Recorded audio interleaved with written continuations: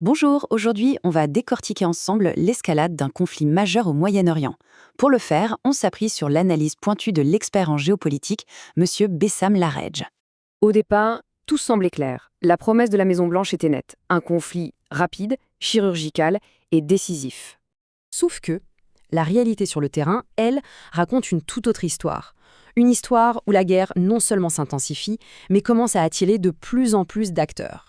Alors la vraie question, c'est de comprendre cette erreur de calcul. Comment est-ce qu'on en est arrivé là? Allez, on va creuser un peu pour voir ce qui se cache vraiment derrière tout ça. Tout commence par là, par deux approches de la guerre qui sont en fait radicalement différentes, adoptées par les principaux adversaires. Et là, c'est vraiment frappant. On a une opposition totale de stratégie. C'est presque un miroir inversé.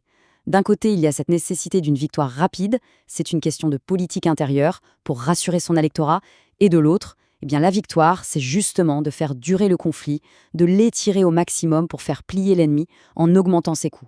Et c'est là qu'un mot devient absolument clé, la résilience. L'administration américaine a peut-être sous-estimé la capacité d'un État qui, depuis un demi-siècle, est politiquement et économiquement endurci par les sanctions. Maintenant, passons à l'alliance américano-israélienne. Parce que même si ce sont des alliés, leurs objectifs finaux dans ce conflit, eh bien, ils ne sont pas tout à fait les mêmes.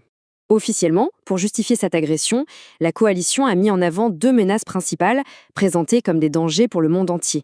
Le discours public était simple, il fallait faire la guerre pour stopper le programme nucléaire iranien et pour neutraliser la menace de ces missiles à longue portée qui pourraient, soi-disant, atteindre les États-Unis.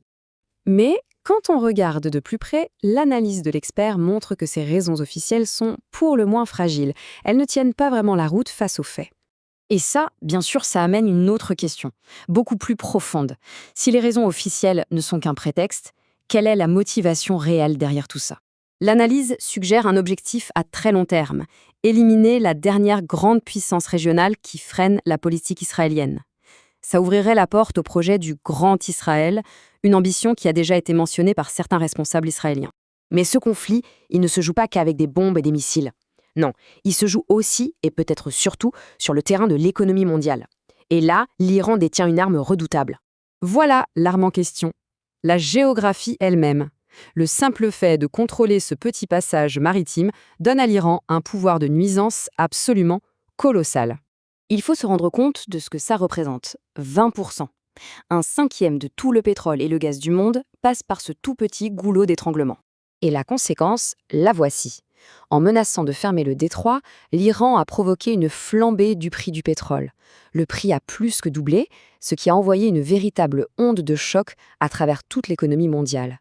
Et attention, ce n'est pas juste un chiffre abstrait sur un écran, c'est une attaque directe contre les chaînes d'approvisionnement. Ça déclenche de l'inflation partout dans le monde, et au final, c'est le prix à la pompe qui explose pour tout le monde. Maintenant, si on prend un peu de hauteur, on s'aperçoit que cette guerre régionale agit en fait comme un accélérateur, un catalyseur qui est en train de redessiner les grands équilibres mondiaux. On le voit bien ici, le conflit vise indirectement la Chine. Il permet à la Russie de regagner une influence énorme en tant que fournisseur d'énergie. Et il met en lumière une Europe qui peine à exister, incapable de parler d'une seule voix. Mais la conséquence la plus grave, peut-être sur le long terme, c'est ça, l'abandon pur et simple des règles et des lois qui sont censées régir les relations internationales. La tendance est assez nette et, pour tout dire, inquiétante. De la guerre en Irak en 2003, où on a au moins cherché une forme de légitimité, jusqu'à aujourd'hui, le simple prétexte du respect du droit international semble avoir volé en éclats. Ce qui nous laisse avec une dernière réflexion, assez troublante, sur le nouveau monde qui est peut-être en train de se dessiner sous nos yeux. Un monde où le droit international s'efface au profit de la seule loi du plus fort.